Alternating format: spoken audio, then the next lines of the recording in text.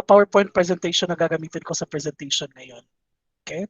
If you have questions, kindly put it siguro sa ano natin sa chat box. Okay? Meron tayong chat box dyan. You can chat. If you don't like to speak, you can use the chat box. Okay? Sige.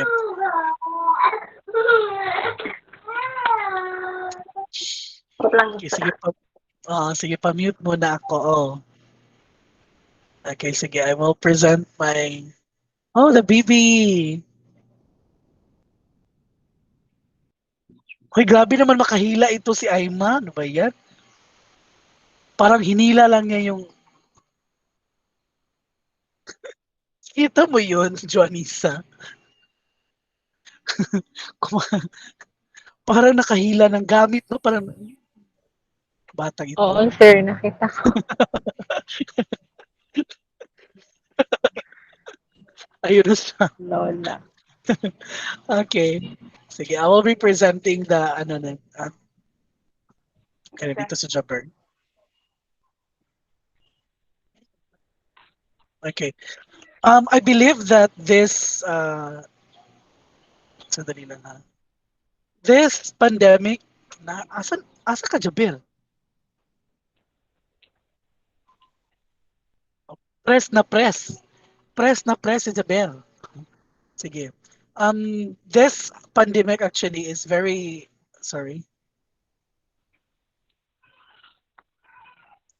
challenging for us, especially with this subject. Kasi nga, uh, this subject, as much as we do, it requires, excuse me, it requires demonstration supposedly. And then the subject unta, now that ay mga gitawag na series of demonstration supposedly. But because of this pandemic, we will be doing a little bit unusual sa mga gipang practice nako during the time. So again, the subject is EDSI 153 Principles of Teaching Biology. I hope you can hear me clearly. Klaro naman yung boses ko. Yes, sir. Okay, sige. Hindi ko nalalaman ko yung signal. Okay. If you have questions, please raise that later. Okay?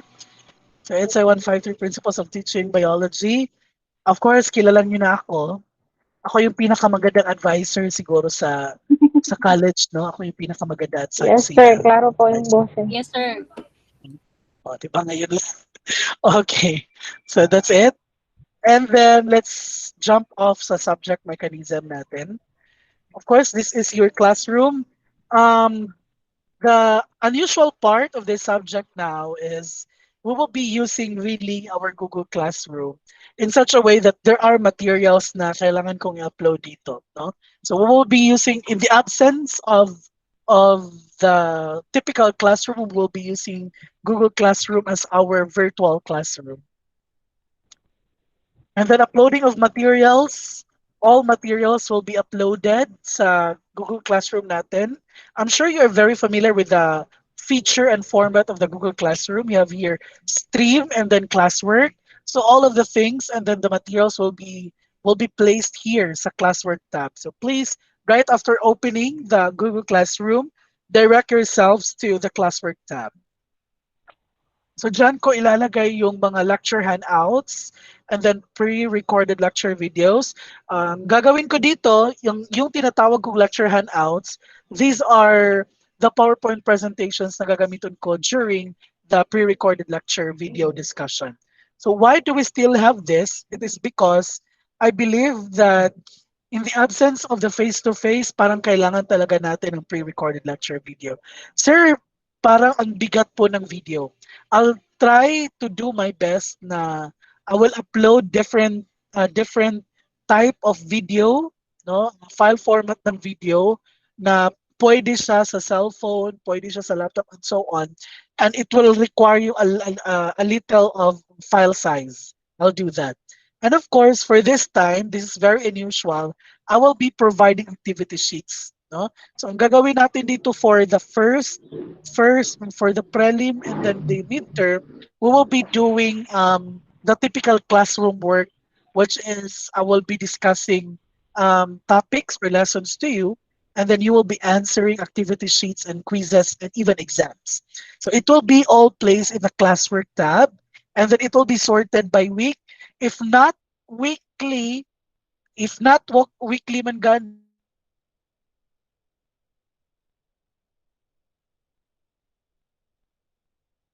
it's very important. You really have to read and comprehend every instruction. Another thing, the class learning activities. Every time, I don't want kasi, I'm sure we have problems on internet connectivity. We have problems on money. So that is why, except for those people na meron talagang Wi-Fi, no, unlimited internet, that is why every time na mag-upload ako ng materials sa Google Classroom natin, I will inform you for that. Para hindi kayo always mag-open na, i-check ko nga yung Google Classroom, baka may in-upload si sir, parang ganyan. So I will be messaging you heads up for you to be informed na meron akong in-upload sa classroom and you have to open it. Okay. So technically, all activities are all good for a week. In every online or virtual learning, ang minimum length of submission of activities kay isa gyud na siya kasimana or 1 week, except for some activities that require a longer time. So nakadepende yan, and of course it will be stated in the instruction. That is why again I would like to emphasize the word instruction and then the essentiality of instruction. No, before you take or you answer a particular activity or quiz exam whatsoever, you really have to read the instruction. Right after reading, you have to, of course, comprehend what you have read. No, dapat maintindihan. By the time na pagkaintindi ninyo, merong something complicated, that's the time that you will seek a help from your teacher. Do not seek help from your parents. Do not seek help from social media kasi na-stress ka sa activity. Okay? The other thing is the deadline. Sir, bakit po may deadline? I-pandemic. And then, ano sir, walang gaanong internet. Bakit may deadline? The very obvious answer to that is, of course, for us to move on. Imagine kung walang deadline. Meaning to say, I will give you an activity today, and then kayo yung bahala kung kailan nyo i-submit yung activity, somewhat like that. So that is why we still have this deadline. But mind you, I think this protocol or mechanism about deadline, nasabi ko na to sa iba kong klase. Now, when it comes to deadline, I am very open for any suggestions and recommendations. Like for example, by the time I will post material and then I will put there the deadline, and then as you open the activity sheet, you notice na parang kulang yung binigay ni sir na deadline. So you can message me, ha? You don't have to message your parents na, ma, ang deadline sa activity bukas. Nakaka-stress si sir. Then you will rant out. No? Mag-rant ka sa parents mo, mag-rant ka sa friends mo, at saka, kasi why did I mention this? Because this is very common today. No? Yung mga estudyante na they really look stressed and they really look kawawa sa social media because yung mga teachers nila ay nagbibigay ng maraming activities, no? So anyway, you have to message me na, sir, pwede po ba sir na since yung activity kasi sir parang mahaba po siya, kailangan po namin ng longer time. Pwede po ba sir na instead of 1 week yung 1 week yung length of submission, sir, pwede po ba na 2 weeks natin, sir? Or 3 weeks natin, sir? Okay, so pwede ako dyan, no? Papag-usapan natin yan. Of course, I would, that's better compared na mag-run kayo somewhere else. So take note of the specific direction that will be given in every activity or quiz. In your classroom, the due date of the activity will be indicated. So it will be indicated in every activity that I will be posting. Kung sa inyo, I don't know if you have a lot of subjects, but for the other students ko na marami silang subjects, I really advise them to have a calendar, no? Mini calendar siguro sa ilang study room para hindi nila malimutan yung dapat nilang isubmit. Okay. The classroom has its feature not to accept any outputs after the indicated due date. Remember, merong power si Google Classroom na right after the deadline, ilalak niya yung activity. Therefore, then, you cannot submit it. So kaya if you have reklamo, no, hindi siya reklamo. If you have suggestion or your recommendation about the due date or deadline, please inform me ahead of time so that we can change the due date. Another thing, submission of outputs. I believe lahat kayo meron tayong, of course, the bottom line problem of this distance learning or online learning is the internet connectivity and of course lack of resources. For example, lack of gadgets. So kaya ang ginawa ko, I acknowledge that we all have difficulty in submitting our outputs. Sir, bakit po online po ang submission? The answer to that the answer is very obvious. Of course, I cannot go there sa mga lugar ninyo para kunin yung mga sinagutan ninyong activity. I cannot travel to MSU Main always. You cannot travel sa MSU Main also because it's MECQ. You cannot travel here in Iligan City so to submit your activity. Therefore, then, it is very obvious that we have to to submit our outputs through online. And that is sa Google Classroom natin. Sir, how about sir, during po sa pag-submit ko online, yung Google Classroom po, hindi po tinatanggap, for example, excuse, um, parang ang hina po ng internet ko po, sir, so hindi siya ma-upload sa Google Classroom. Can I upload it sa Facebook Messenger, sir? PPM kita, sir? Or can I send it through email, sir? Yes, you can do that. We have a lot of platforms for you to submit it, to submit your output. Therefore, wala dapat rason na hindi niyo masubmit yung output. I hope that is very clear, no? So wala talagang lusot, for example. So as long as ito, thus in submitting your output, you may use any means applicable in every submission. Because I believe na yung iba, walang laptop, wala silang laptop, excuse me.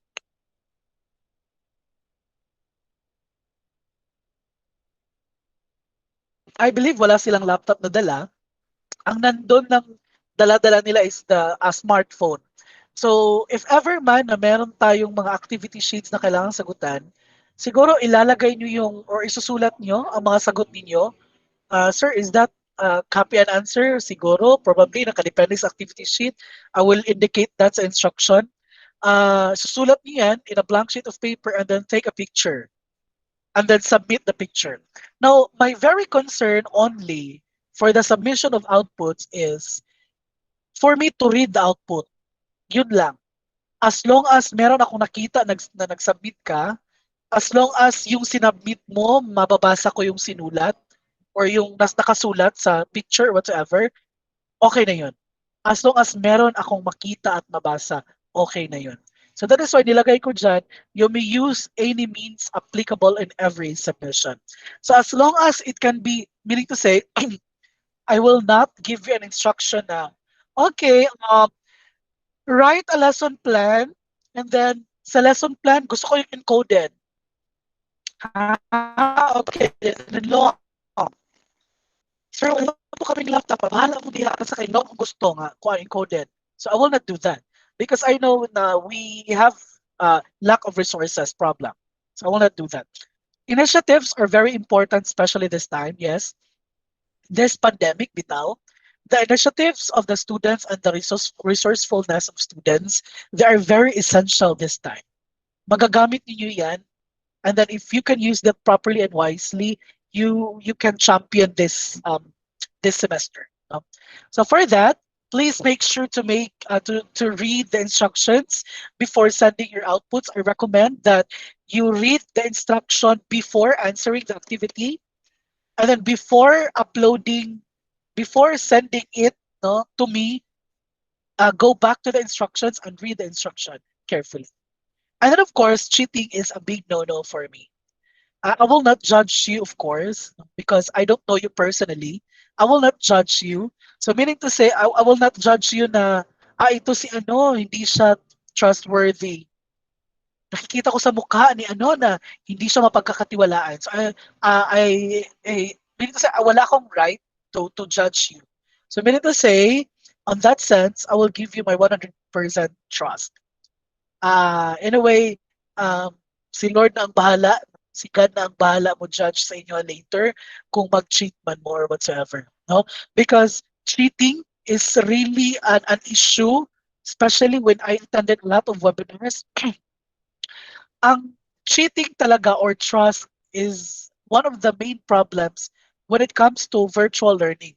Kasi nga, hindi namin alam kung saan galing yung mga answers niyo. Kung kayo ba yung gumagawa ng mga activities na dapat niyong sagutan. With that, bibigay ko yung 100% trust ko sa inyo. Okay. Another thing is that if you really have to get an idea coming from something or someone, may that coming from the internet or coming from the web, all you have to do is to cite properly the resource or kung kanino man yan galing. No? Meaning to say, yung idea is coming from the internet and then you acknowledge it, and that is okay to me. Okay? That is better compared to claiming something na hindi naman sa inyo. I hope that is clear. Honesty is the best policy. Oh my goodness, this is very common, no? To elementary pa ta na, sa to ang classroom, honesty is the best policy. Now is no time to think of what you didn't have. Think of what you can do with what there is. This idea of Ernst Hemingway is all about initiatives and being resourceful. Now, you don't have, in everyday life, you don't have to think kung ano yung wala ka, but you have to think kung ano ang meron ka. So, kung ano ang meron ka, yun yung gamitin mo to be a successful one. So, that is the idea of Hemingway. Another thing, the idea of Barack Obama, the best way to not feel hopeless is to get up and do something. You really have to do something. No, you have to work on that is still on being initiative and being a responsible citizen or responsible future teacher. Okay, so let's jump off to the subject. Again, this is EDSC153 Principles of Teaching. A very short course description, but the subject is very heavy technically. The course aims to develop the students to become an effective classroom teacher who could demonstrate appropriate teaching methods, strategies, and techniques in teaching biology concepts. So ang platform natin ngayon would be like this. For prelim and then second, for prelim and midterm, we will be we will be recalling your principle of ba yun? Yung principles of teaching, ano yung subject na principle, something, no, yung ed ninyo, we will recall that. Ito yung coverage natin ng prelim at saka midterm natin. Kasi hindi naman pwede na for the whole semester, dapat papasulatin ko lang kayo ng mga lesson plans. No? And then right after that, during the during the finals, I will discuss siguro or siguro earlier. Hindi ko pa, nakalimutan ko yung sa grading system. Basta you will be writing a lot of lesson plans here for the whole semester. And then, you will be having your demonstration. So, ito yung grading system. Okay, we have individual output since ang gagawin niyo, this is very unusual, no? Hindi gaano mag-demo. Supposedly, mag-demo, mag-iunta mo. So, dito, for the prelim and the midterm, since you will be answering activities and so on, we have here individual outputs. So, ano po yung coverage ng individual outputs? Lahat ng gagawin niyo individually. Lahat na yun. Assignment, quiz, and so on, that is the coverage of individual outputs, and that is 40%. You have participation, 5%. Say, sir, what is participation? For example, I will be scheduling like this, virtual meeting. By the way, yung virtual meeting natin, hindi ito mangyayari every meeting ha. Mangyayari ito twice a month, once a month, parang ganyan. Okay? So, when we say participation, siguro kung meron akong papasagutan ng survey, for example, and then meron akong magbi-meeting tayo, parang ganyan, if nandiyan ka, you can have 5%. Sir, gustuhin ko man po na sumali po sa meeting natin kahit once a month lang yan or twice a month, pero po yung signal namin hindi po talaga kaya. As long as you did your best, it's okay. And as long as you inform us na wala ka dito sa meeting, pero nandun ka naman sa messenger, you inform me, that is still okay. Next is summative tests. Ang summative test natin is good only for I think parang dalawa lang. No? And I am still planning vet, but my initial plan is, ano lang, yung exam is for prelim at saka midterm lang. Kasi for finals, ang finals kasi part is demonstration. Okay? By the way, yung exam natin is online, therefore that is time pressured. Okay? And then last part of the component is the pre-recorded demonstration. You will be recording yourself. You will be submitting to me two demonstration for the finals na nasa nga part. Okay? So muna nga, ang gagawin lang natin sa finals ay magsasubmit kayo ng final lesson plan ninyo na gagamitin for the demonstration. Mag-check ako ng lesson plan, babalik sa inyo, and so on. And then, by the time na pwede na kayong mag-record, kasi okay na yung lesson plan, you have to record a demonstration. You have to record two demonstration. The first one is a 20-minute demonstration. And then, ang pangalawang pre-record demonstration is a full demonstration. That is yung start sa prayer hanggang sa end talaga. Okay. Sir, tanong ko po, ang demonstration po ba, pwede po ba namin i-edit? No. Basig ang mahitabo ana kay masayop mo din yung ikat, no ha? Wag nating gagawin meaning to sa ang mahitabo jud kana gyud murag naa kita sa classroom. Na kung unsa inyong gibuhat dira maura gyud na siya because that will be graded. Sir, paano niyo po malalaman, sir, na legit po yun, na pang-isahan po yan, makikita ko yan. Actually, makikita ko talaga yan. So, do not try to edit your video because by the time I will find out, as in maklaro yung na siya nga ma-edit, that video will be marked automatically 0. Remember, the pre-recorded demonstration is the second highest component of your grade. So, kung 0 mo dire, mag-expect din mo nga makakuha din mo 5 na ako. Okay? And I don't want to give 5 in this pandemic. So make sure na inyo yung gibuhat tinud-anay yun na siya. Okay? So, remember, I will give you my 100% trust. Kana siya. So if you have any questions, please raise that.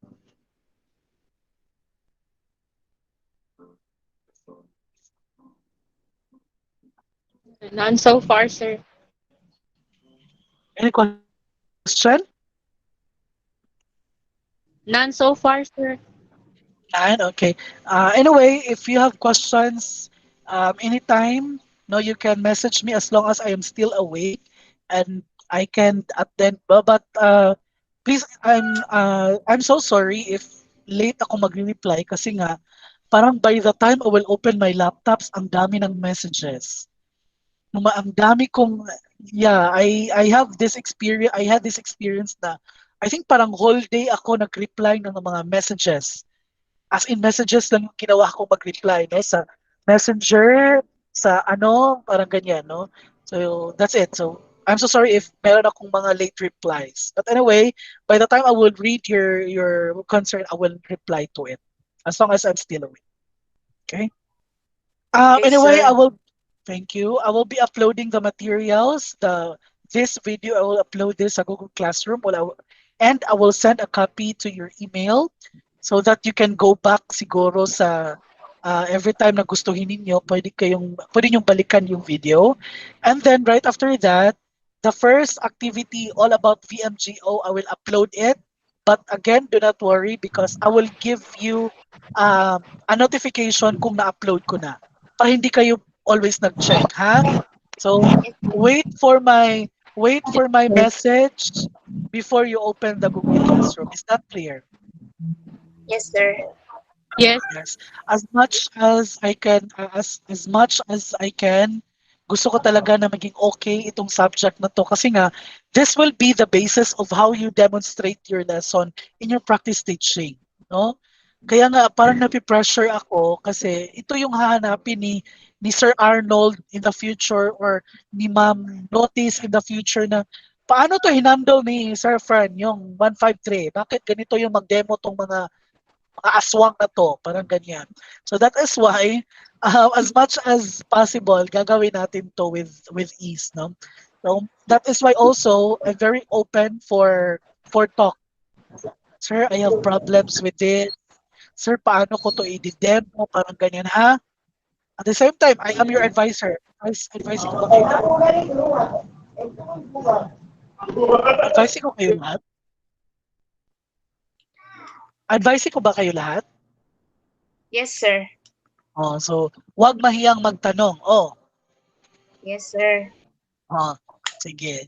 If you don't have any concerns, siguro mag-picture taking tayo na wala si ano. Ayun. Oh, di ba? Dahil grabe, hapit ni mo nakaon ng cellphone. Mamainti. Akala, higupin na kami sa,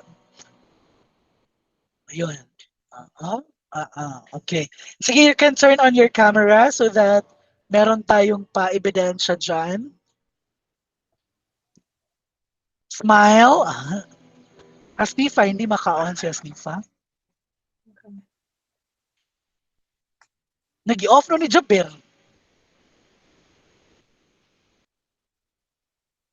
Ang gwapo pa si Jabir. Ay, so, i-open ang camera. Sige. Paano? Ay, Wako'y kumbong sir. Sige, Asnifa, okay na. Sige. O Jabir na. Ulaw, Jabir? O Jabir. Open ang camera, Jabir. Kayong picture. Wala, nahiya si Jabir.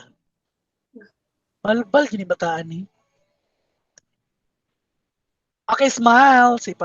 Pa-smile natin ng girls. Okay, ready? One. Okay, ready? One, two, three. Okay, another one. Okay.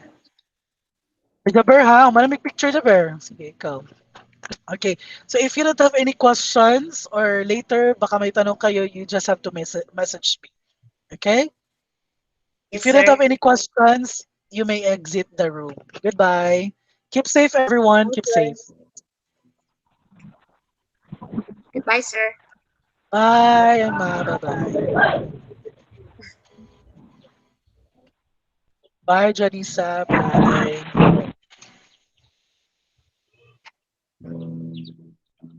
Masnifa, goodbye.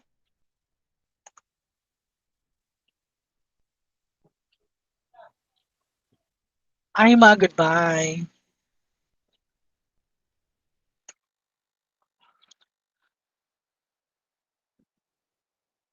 Stop recording.